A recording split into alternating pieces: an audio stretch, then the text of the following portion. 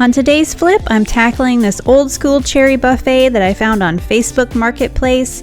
Buffets sell really well for me this time of year around the holiday season, and this guy is in pretty good shape. I'm hoping it should make for a fairly easy flip. Let's go.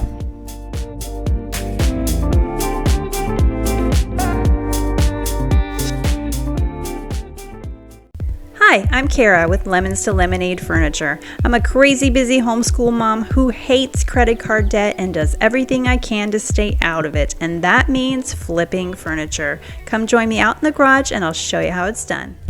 Our newest rescue pup, Phoebe, has joined me out in the garage today to help me with my latest furniture flip. The first thing we need to do to this guy is give it a very good clean. I'll use some Simple Green to take off all that dirt and grime.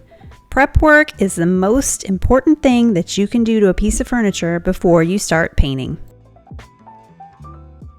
Normally, it's a good idea to take your hardware off before you start cleaning, but I'm going to reuse this hardware, and the hardware itself needs a really good cleanup. So I'm going to clean everything at once, and then I'll take the hardware off and go back over the fronts of the drawers. It's always really important to clean out your piece on the insides as well, so I like to take the vacuum to mine to get out any dirt and cobwebs. And now the hardware is going to come off.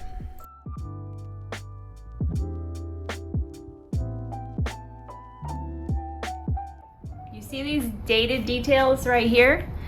After close examination, I can see where there's two nail holes and one of the little nails is sticking out. So these are removable.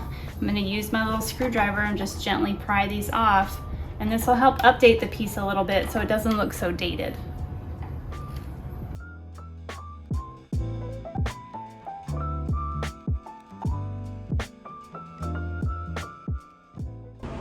I have an idea for this, but it requires me to strip the top of this buffet. I have to be really careful when I strip and sand this buffet because it has a really thin piece of veneer on the top, and I'm going to show you how I know that. You can see that this is a piece of wood here, but then this little colored part here is the veneer that lays on the top. So that's all the area I have to strip and sand. And if I burn through this, this is going to show, and it's not the same color. It is not this cherry mahogany color. It's going to be a different color, so I have to be really careful. I'll use some chemical stripper to start removing the finish on the top. I'll link the brand that I like to use the most in the comments down below.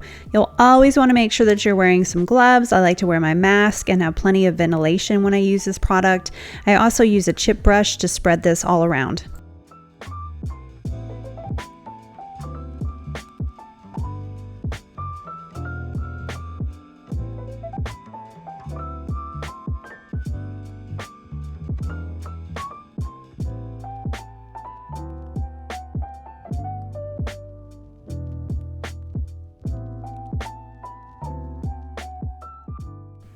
Now that the chemical stripper is on, I like to cover the top of mine with some plastic wrap to help keep it moist and activated.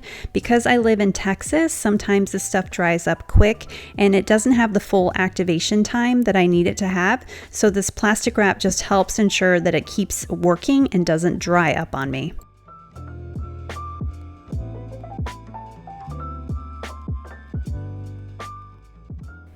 I've let the chemical stripper sit for about 2 hours. I come back out to the garage and I'll pull back half of the saran wrap at a time. I like to do this part in small sections.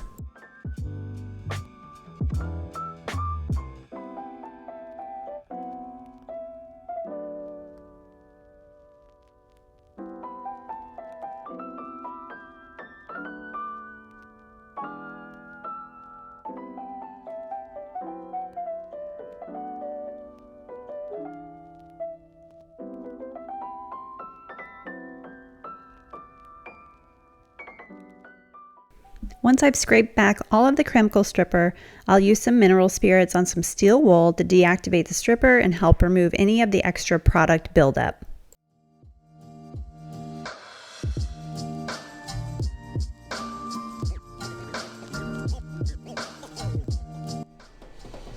Now that I've let the buffet dry overnight, it's time to start sanding.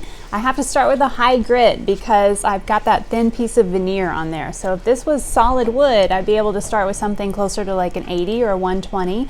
But because I'm dealing with something that's so thin, I've got to start with more like a 240, 220 to 240. I'll probably only work up to like a 300, a 320, so just so it feels nice and smooth on the top. But I'll have to go really slow with the 240 first, just so I don't bust through the veneer on this.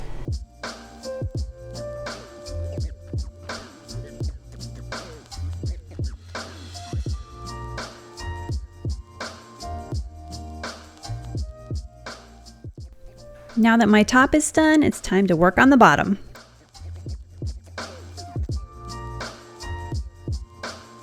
I have a few pieces of veneer that's lifting up.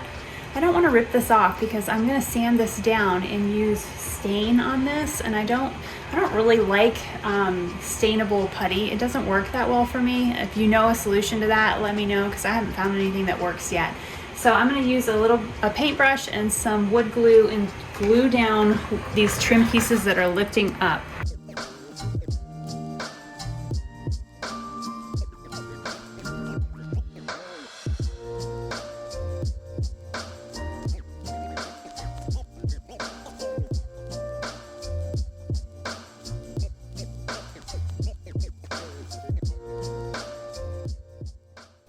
I'll leave the wood glue to dry on the bottom, and I'll give a light scuff sand to the drawers and the body of the buffet.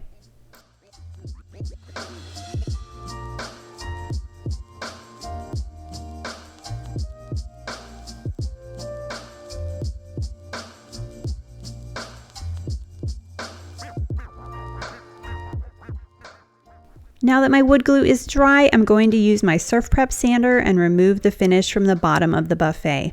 I don't need to use a chemical stripper for this part because the bottom already has a failing finish, which means that most of the finish is already flaking off, or it's easy to remove with a sander, that I don't need to do the extra step of using the chemical stripper. The bottom of this had so much more damage on it than I thought that it did once I took my sander to it and got down to the bare wood. So I don't like to use stainable wood fill, but I went to Sherwin-Williams and they did recommend this one. I've tried some others. They didn't work well for me in the past, and so I'm a little nervous since my whole idea hinges on staining the top and bottom of this.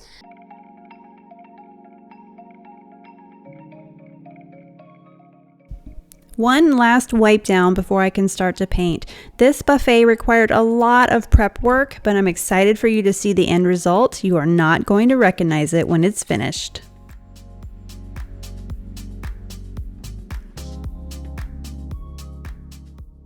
Now that I've done all the hard work to sand down the top and the bottom, I'm going to make sure I do a good job covering it up before I start to paint the body of this buffet.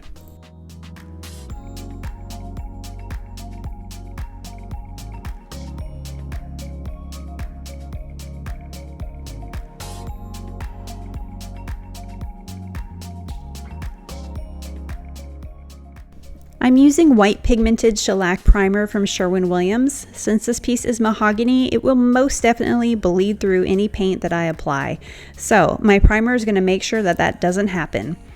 I'll load this into my gravity-fed HVLP spray gun and apply 2 good coats.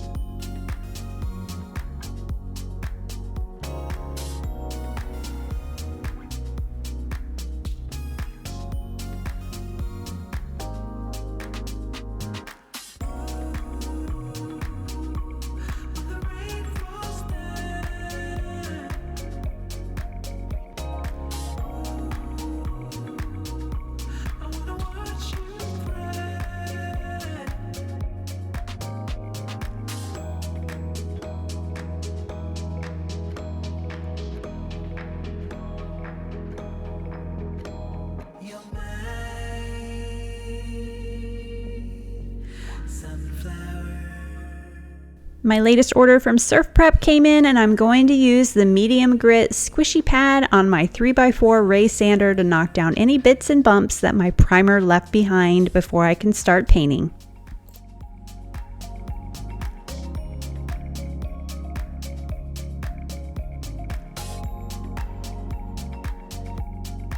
On today's piece, I'm going to be using one of the Lily Moon's Opulent collection in the color Magnolia Garden.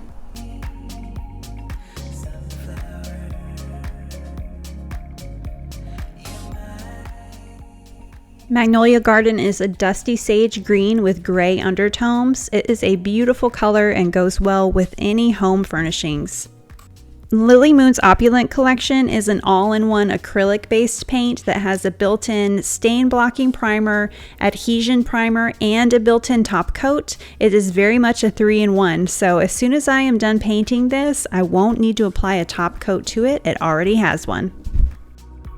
Be sure to visit the Lily Moon website that I've linked below and use the coupon code LEMONS to save 10% on all of your orders.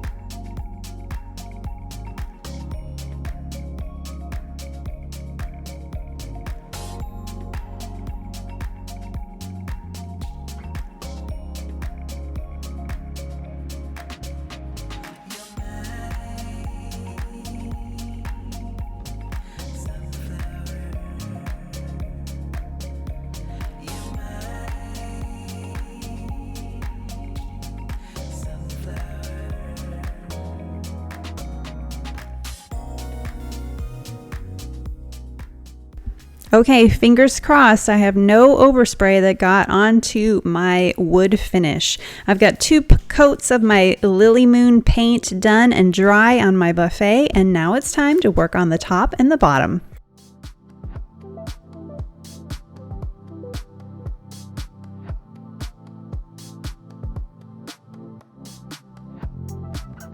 Here's my thought moving forward on this one.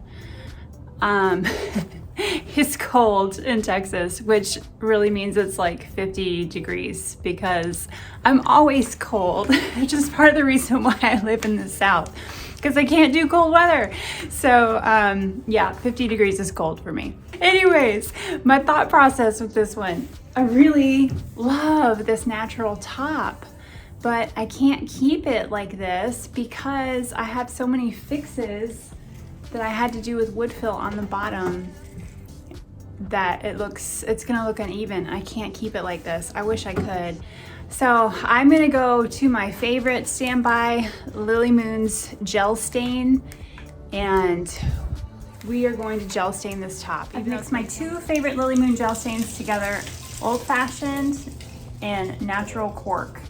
And I went heavy on the Old Fashioned, see if I can show you, with a smidge of Natural Cork in there because I want it more dark than light on this buffet.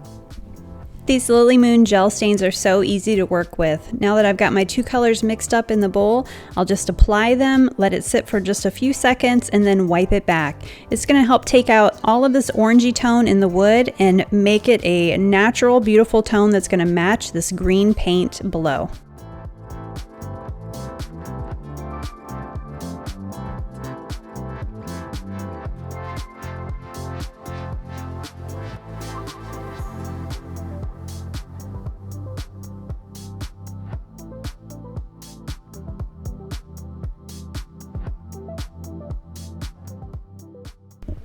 So the bottom that I was so concerned that it wasn't going to take the stain very well, look how beautiful this blended in.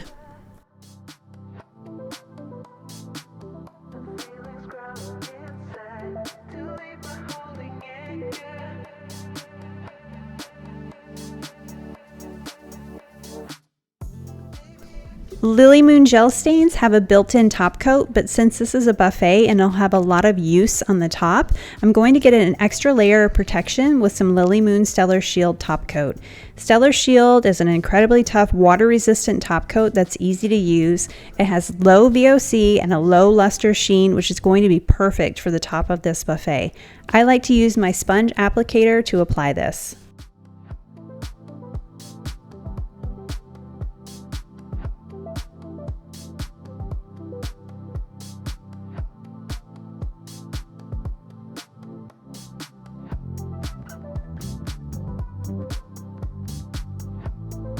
The inside of the drawers need a little refreshing, so I'm going to use my Lily Moon Furniture Balm. I have this in the scent Wildflower and my wax brush, and we'll freshen up these drawers before it goes to its new home.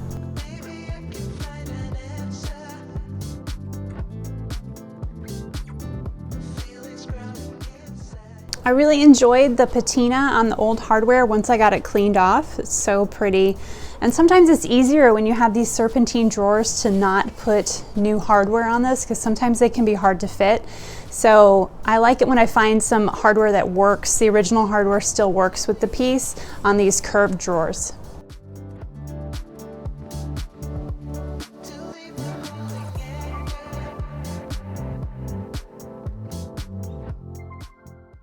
Whew, this project took a lot of time and a lot of prep work, but it's totally worth it in the end. Look at this after.